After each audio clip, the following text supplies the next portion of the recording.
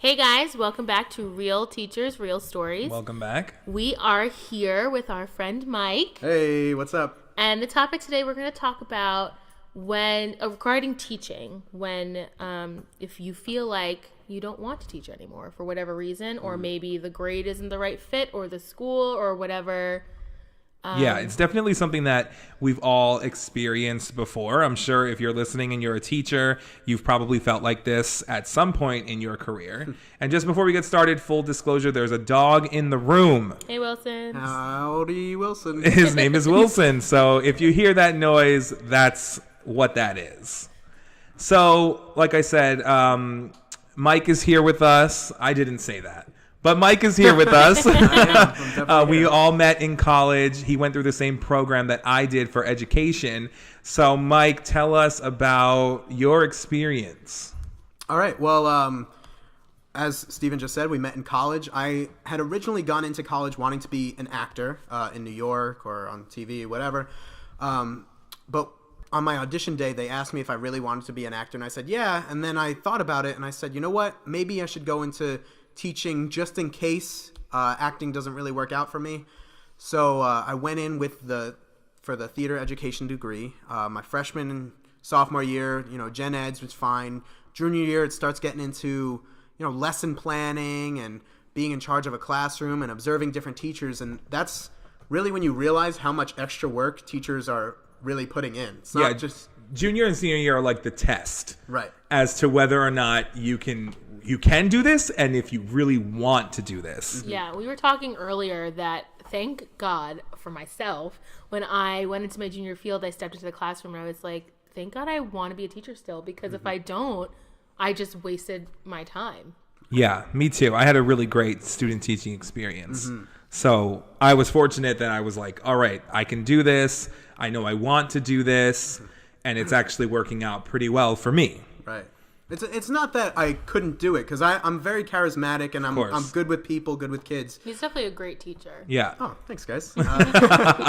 But it just there was just something about it that I couldn't quite wrap my head around, and I don't know. I used it as a backup. Once I graduated, I had my education degree. I could have gone out into the field and taught, but I wanted to be an actor. I went into New York. It seemed like every day and tried to audition.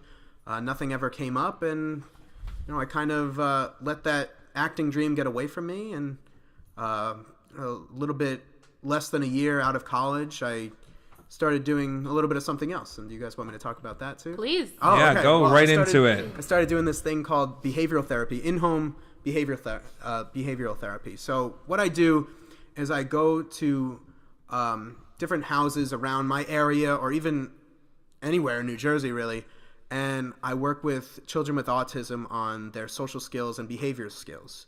So something as simple as eye contact, or being able to hold a conversation, or play with toys the right way. I go in there along with a bunch of other therapists. Shout out to my team. And we go in there and we help these kids get acclimated to be able to do something as simple as go out into the community and go out to dinner. And how do you think that the training you received in college worked towards that? Even though you're not in the classroom, you're still working with children. Right. So how do you think that prepared you? Well, we had to take a lot of psychology courses, as well as classroom management, which I think is really great, because you need to have patience when you work with children with autism, because they're not going to get it the first time, maybe not the second time, maybe not the 100th time. So you have to be able to have that patience that a lot of teachers have, because I know there's a lot of times when you're in the classroom and you want to say something, but you got to hold it back. But you got to have that patience, and you just got to really work with the kids and have a genuine feel for it. So what's like your typical day? Working with a kid? Yes. Well, I go in there, I ask them how they are. If they can talk, I ask them how they are. Even if they don't talk, I ask them how they are. I just like to keep everything consistent. And there's a bag or a bunch of books that we work through, social skills books, behavior books. If it's a nice day, I love taking the kids out into the community. We'll go to the park, see how they interact with people at the park, see how they interact with me in terms of like physical activities, like playing frisbee or playing catch, see if they could do that.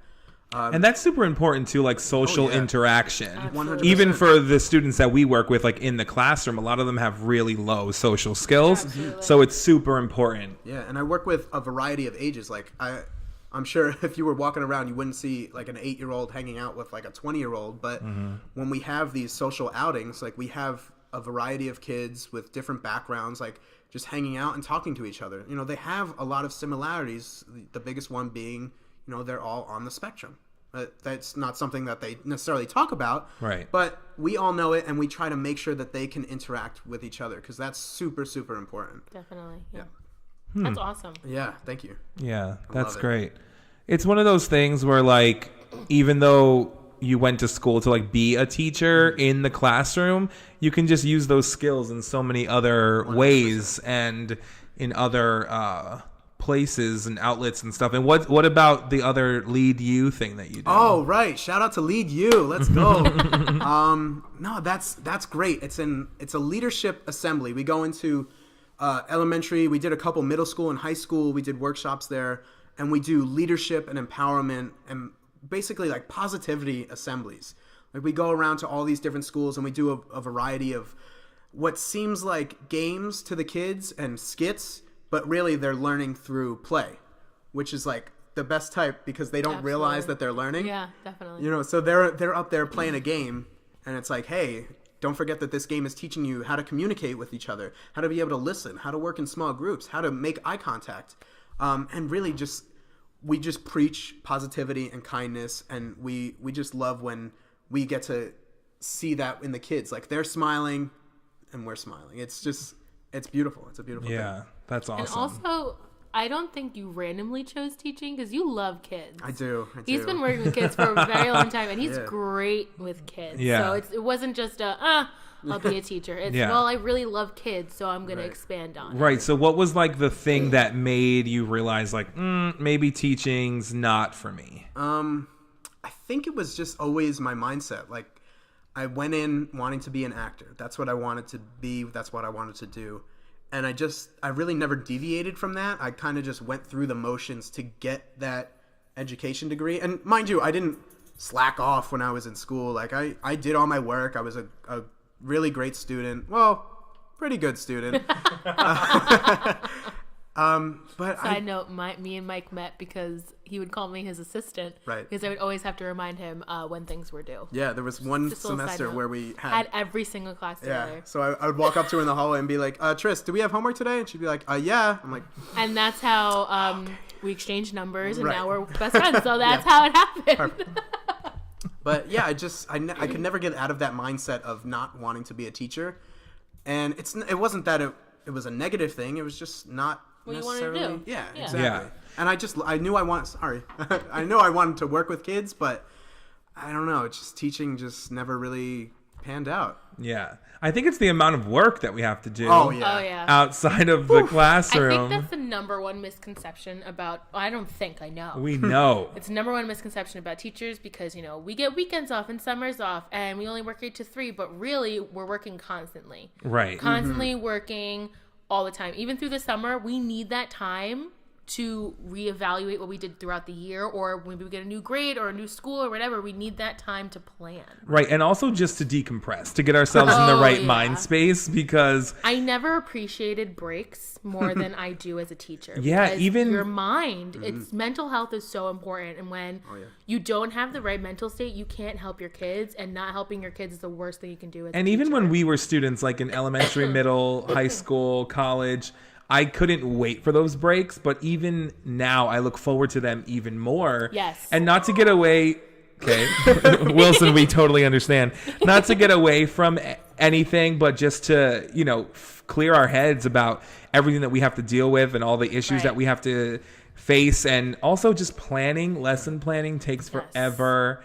All the extra work that comes along with it, which I'm glad to do because it helps out my job, but it's a lot of hard work. And I feel like I've had so many instances throughout my first year of actual in-classroom teaching where I'm like, nope, I'm done. I'm quitting. This is not for Yeah. me. 100%. But Yeah. it's something where I'm just like, I have to stick with it and, Right. not let those bad days really Yeah. dictate how the rest of my career is going to go. Absolutely. I mean, just recently, 2 weeks ago, I went to my boss. I struggle with anxiety, and I told her that I just wasn't myself all week, and I felt it. I felt my kids were off. I was off. I was anxious all week, and I was honest with her, and I was like, I need to take a day to not be here and to work on myself. And she was completely understanding, which is so important in a boss. You need to find someone who takes mental health days seriously. They're not a joke. You need it, because I think I would have just flipped out on my kids when they didn't need that. Yeah. It's my frustration out on them, and then it gets them nowhere. And that was one of the things I loved when I joined the teachers union, was like at our orientation, they told us that we're allowed to take mental health days. That's important. Because if not, we can never really get ourselves to be able to do our job completely if our mental state is not clear. Right. Especially Exactly. with all the things that get thrown at us throughout the day. Like, especially at my school, my kids are working to a performance every single time. Like, once one is over, the next one's coming, and then the next one's after That's that. a lot on And then the kids. musical, and then graduation, and then the Yeah. dance show, and the music show, and the winter concert, the character day concert. It's so many things that we deal with at our school. Yeah. And so, like, for regular education, well, not regular, gen ed teachers, they're teaching to the test. Like, we're just teaching to the performance. Right. Because we have one after another so true. in elementary school. Yeah. So I don't know. I just feel like it's one of those things where you really have to make sure that you're set on this before you get into it, because depending on where you are and the kind of support that you may or may not have, it'll tear you up. Oh, yeah. And, there are buildings where our administrators are not as supportive Wow. to taking days off for mental health, or you could be in situations and they're like, well, still have to come in, Right. make sure that, My boss is amazing at that. Like, she's so understanding, and like, I could literally go to her with anything, and I know she'll listen. I could have the day off. Like, unfortunately, one of my coworkers lost her husband this year. Oof. And he had cancer and everything. And she was able to let her, take days off when she needed to, take the time off. And like, no one questioned it, obviously. But some people, they don't care. They really don't care. My boss last year would not have cared. She would have said, okay, when are you coming back to work? Mm-hmm. So you It's got to horrible. find the right combination. But Yeah. Steven, I want to talk about this. Steven and I talk about a lot the grades we're in, and how we did not see ourselves teaching these grades when we went to become a teacher. And not that we don't like them, we just, at least speaking for myself, I don't think it's the final grade for me, like where I will stay. Oh, definitely not. Right. Yeah. Like I said in the past episode, I teach elementary school, so pre-K through grade 5. And all throughout student teaching and all throughout my 20s and high school, I would always say I want to teach high school. That's the grade. And I'll settle for middle school, but I will never do elementary. Any of my friends from home know me. Any of my college friends know I will never do elementary school. Yep. But then when I was applying, elementary was the only position that was like showing itself for me to do, and that I got the interview for, and that I got the job offer for. So I said to myself, let me just take the risk and see what happens. Because you have to have an open mind. You can't. Have to have an open mind, and also I need a job. True. Because you know what I'm saying? Like, I need to get the experience under Absolutely. my belt, because that's another thing. No one wants to hire you without experience, but we're not being hired to get the experience. Yeah. Yeah. And so, my first week, though, I was like, what am I going to do? Because I got hired at the end of the summer. So it's not like I had the whole summer to plan what I'm going to teach. I got hired 2 weeks prior to the school year starting. Same. And the teacher that I replaced took all of his stuff with him. So I got into the classroom and it was empty. Everything was empty. I had to put up everything on the wall. I needed to go to Lakeshore Learning and buy all of these materials and fill Shout my out to desk. Lakeshore. Shout out. Feel free to sponsor us. And it was just like starting from zero, but with only 2 weeks left to go. I didn't know Yeah. the school, the area, didn't know, anything. And so it was hard, one, being like, okay, you're teaching elementary school. 2, realizing that you never wanted to teach elementary school, but you're going to give it a try. Right. And then 3, realizing that even though you love the kids, it's not a place where I can see myself staying. Like, Right. my first job is this one, and it's not going to be my forever job Right. in any way. I definitely Exactly. want to move up to middle school, but particularly high school. Yeah. I mean, that's how I feel too. I love my kids, but I never thought I would teach pre-K 3. 3-year-olds Yeah, that's... are difficult. I mean, of course, they're 3 years old. They've been home and now they're in school for the first time. And the first week was really hard on me because they were just getting used to being potty trained, if you know what I'm alluding to, and all of these things. And I felt like I wasn't a teacher at that point. And I love my kids, and nothing will change that. But my love is with second grade, and I've said that since I was in second grade. I always said I want to be a second grade teacher because I loved my second grade teacher, and I was in student teaching with second grade, so I had that mindset that I would love to. Yeah. But of course, I was open, and for me. I love pre-K. I love how little they are and They're how cute. funny Adorable. they are and adorable. Hi, Wilson. And and they're great. But for me, when I think of lesson plans and I think of ideas, the ideas that pop into my head first are for second grade. And I don't know why. It's just what happens. And even with the 3-year-olds, it's really hard to find curriculum that doesn't go over their head. Right, absolutely. really hard. And the thing is also 3 years old, born in 2014. Yes, right. Even though it's only 18 now, 2014, 15, Yes. that's insane. Yeah. And also the same thing here, I'm thinking of all the things that I focused on in college when it comes to theater education and history. It's all older Right, students level stuff. So I was trying to think, what can I possibly teach 3, 4 to 10-year-olds about theater? And it's just all at the basics. Right. Pantomime, just teaching them that word is huge for them because they've never heard that word. They need to know what that is. Right. Storytelling, puppetry, fairy tales, taking familiar stories that they read in their gen ed classes and Right. turning it into performance. So we focused a lot on Three Little Pigs and Nice. Right, Little yeah. Red Riding Hood and what's the one with the wolf? Is that the Three Little Pigs? Well, Yeah. there's a wolf in the pigs and Red Riding Hood. They both have wolves. Oh, Oh, do you mean the bears? yes, the Three Bears. Right. Yeah, Goldilocks. Goldilocks, That's right. what it Can is. you tell he wants to teach high school? Right. Can you tell? Yeah, but that's what we do. We focus a lot on those. But then it's cool because we get to give them costumes and masks and Yeah. stuff like that. But then when my observation comes and, it's one of those things where they need to know the vocabulary as Right, well. And yeah. so I remember I got observed once for pre-K, and my person who observed me was upset that they didn't know vocabulary words like antagonist and protagonist In pre-K? in preschool. Listen, literally. you're lucky that they sit for 1 minute in pre-K. Right. And so I got, low marks because they didn't know those words. And I'm like, right, but I know people in high school who don't know what those words mean. Sitting at this table. Who don't I don't mean to point fingers. Right. And so it's just one of those situations where it's the standard is there, which is great, but it's it needs to be reevaluated for the age group that Right. I'm dealing with. Yeah, exactly. And so I hope I move up, and so does Steven. But Yeah. that's what we're dealing with right now. And again, we love our jobs. We do. love We're our so students, grateful.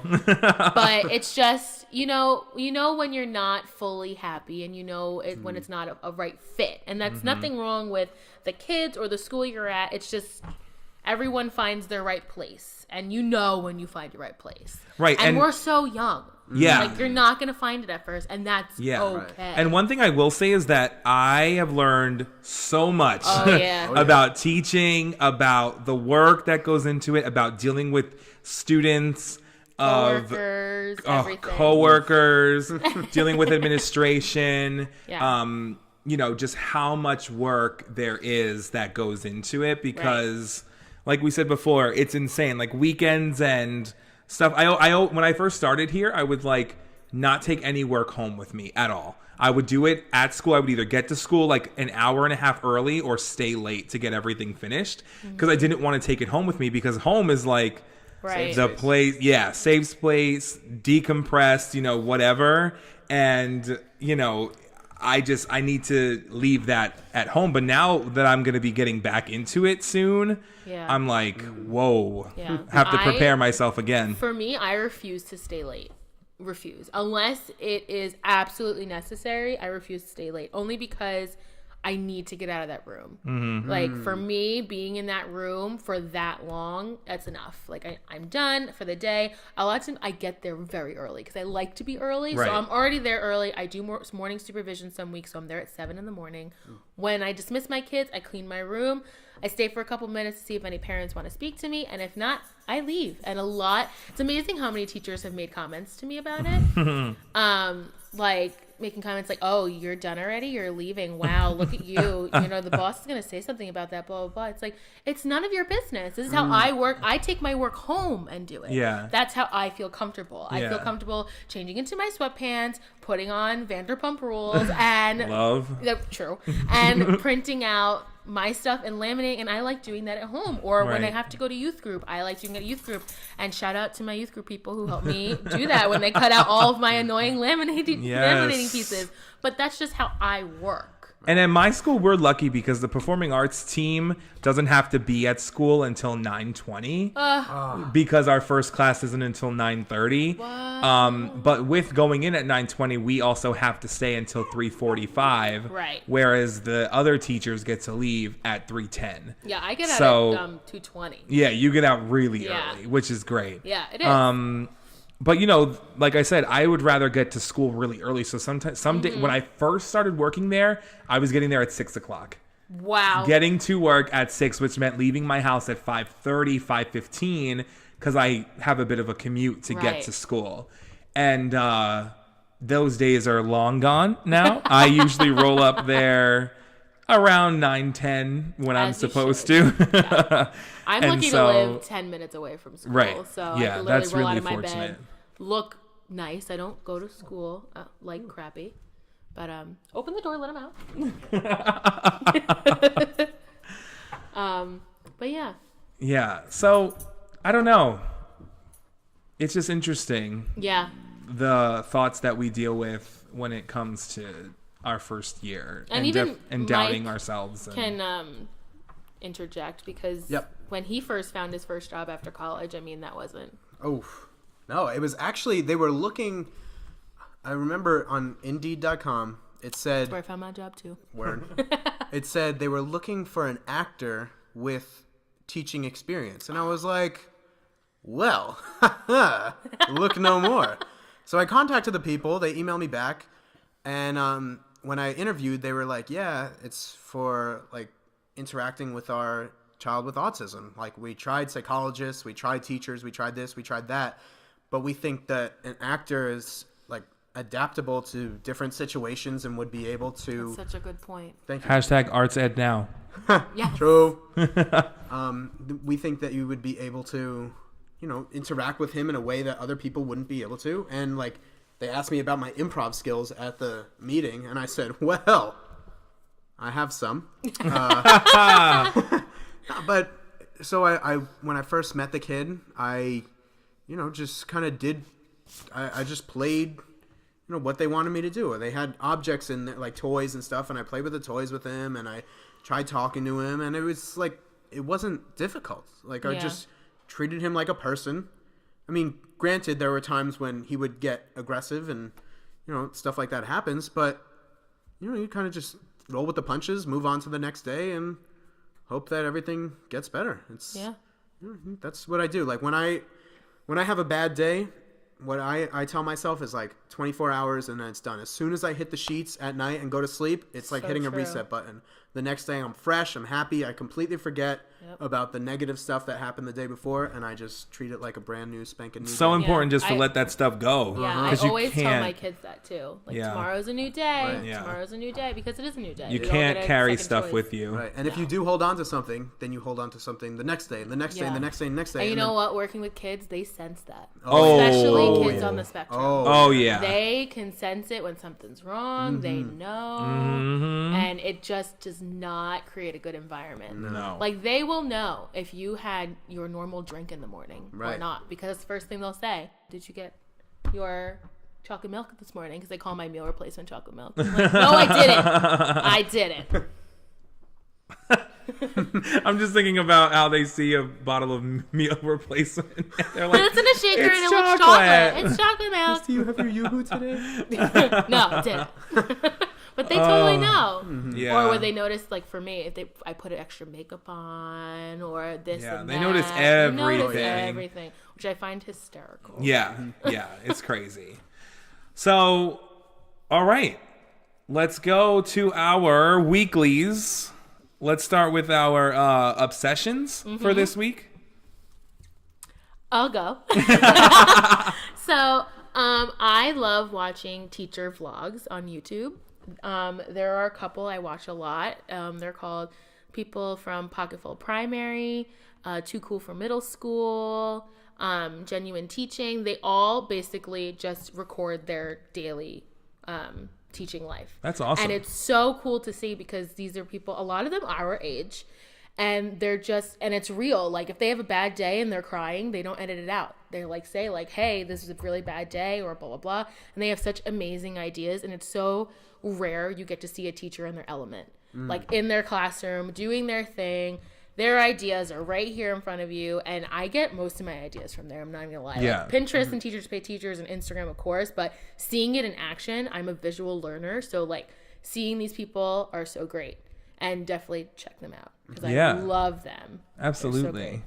My weekly obsession is Mr. D, Oh my God, I love who became Mr. D. famous on Ellen.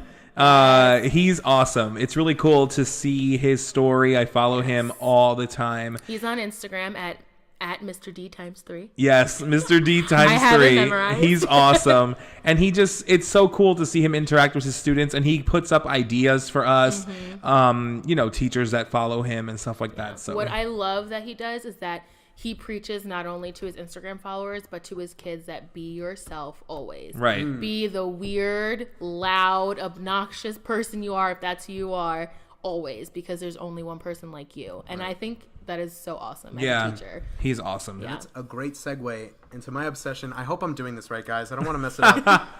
My obsession is with the assembly team when we go in and we preach like kindness and motivation. That when we go in and we tell like the custodian or the teachers, whoever we interact with in the morning, what we're about, they already respond with, "Oh, that's a great lesson for the kids." Like that gets overlooked. Yeah. Because a lot of the time, like Steven said earlier, their teachers are in there to teach to the test and then just carry on with the rest of their day. But a lot of these, like, just patting somebody on the back for doing a good job, a lot of these positive reinforcements aren't necessarily there in the classroom. So it's great that we are in there to remind them that, hey, if you're doing a good job, be proud of that. Like, say hello to somebody. Like, make eye contact.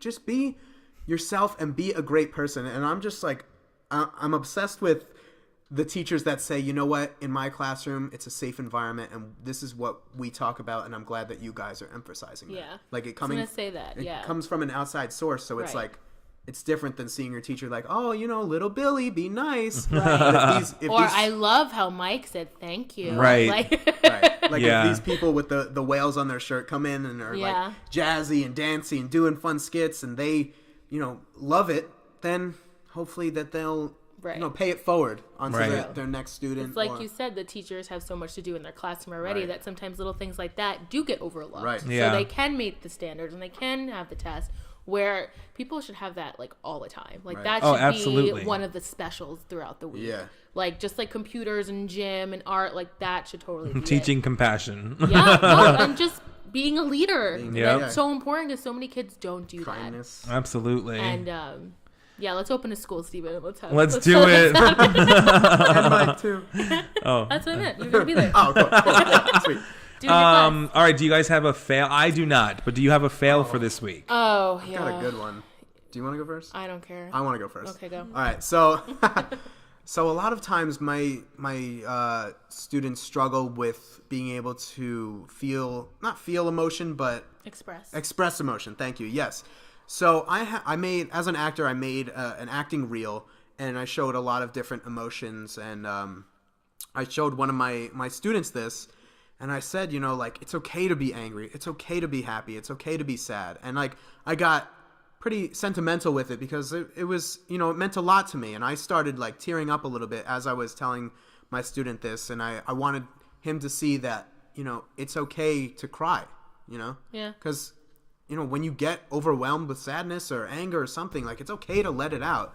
So I cried in front of one of my students. So Don't cry right now. I'm not gonna cry. But then the next time I saw him, we were just like conversing or something, and he said something about being emotional. I was like, you know, like I said last time, it's okay to be emotional. He's like, and he starts laughing. He's like, yeah, like that time you cried. And I was like, really? Really? Like, I opened myself up like but that? at least he remembered. Right, Yeah. right. So, I mean, that's great.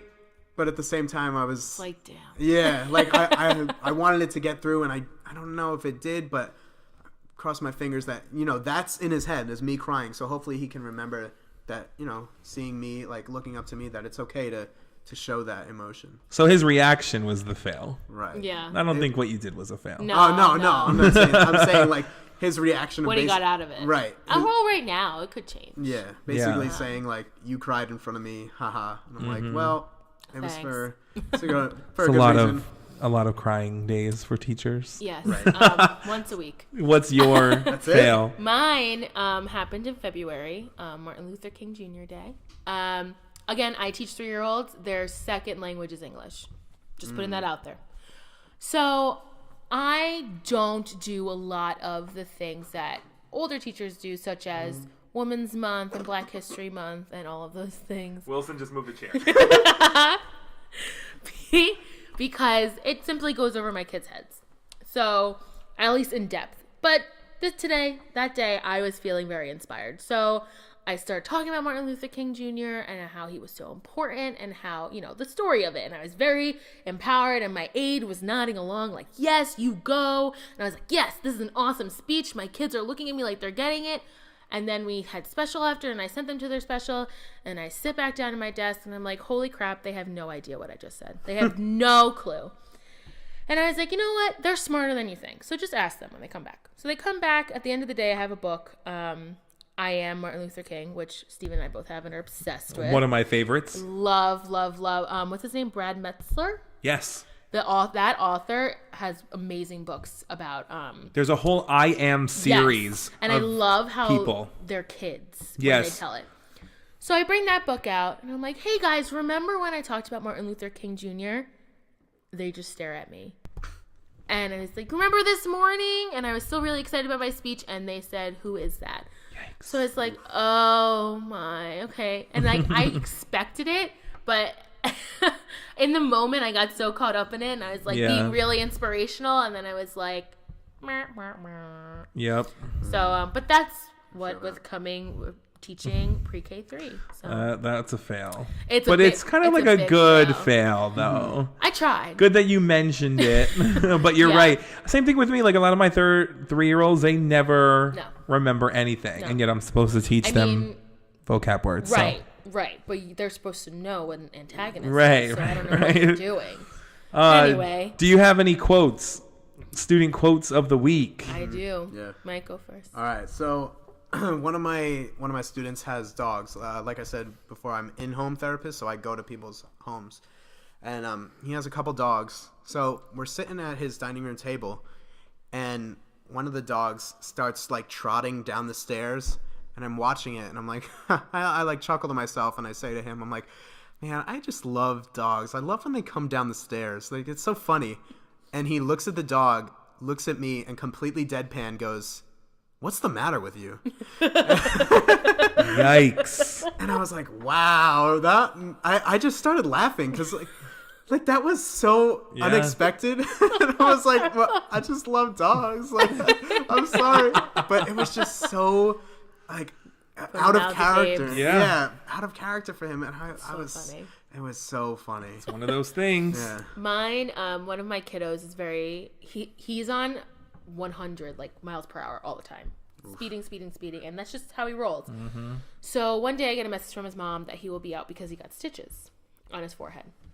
So he comes in the next day, says, "Look at my boo-boo." And I look at it, he has a big band-aid, and I say, "What happened?" And he looks at me, straight face, and goes, "The table came out of nowhere." And he was so convinced that the table truly came out of nowhere. And I just said, I know. Sometimes that happens, because he really believed it. It And does. anytime from that, like that was back in, I think, November or something like that. So now whenever he's running around, he always looks at me and he goes, "Boo-boo." I'm like, "Yes, Aww. you had a boo-boo, so be careful." Speaking of tables flying out of nowhere, which they do, not too long ago, I have a hutch in my living room. This is just not necessary to mention. And by not too long ago, it was maybe 30 minutes ago. The hutch, apparently, I guess if we're using the term flying out of nowhere, Yeah. flew out of nowhere It attacked me. and hit Tristina in From the back of the behind. leg. And I'm suing because it attacked me and they laughed. Much like my little friend in my classroom, I am very clumsy. So I sympathize with him. Absolutely. Gotta watch out for these And I'm flying suing furnitures. Michael right Flying after this. furnitures. Flying furnitures. I have a tendency to make up words like antagonist, This protagonist. is true. All right, so y'all. So we want to just thank Mike for joining Yes, us thank on this you. Hey, episode. thanks for having me, guys. Of course. Thanks again for listening. And don't forget, our Instagram and our Twitter is Real Teachers Pod. All right. Thanks again. Bye. Bye.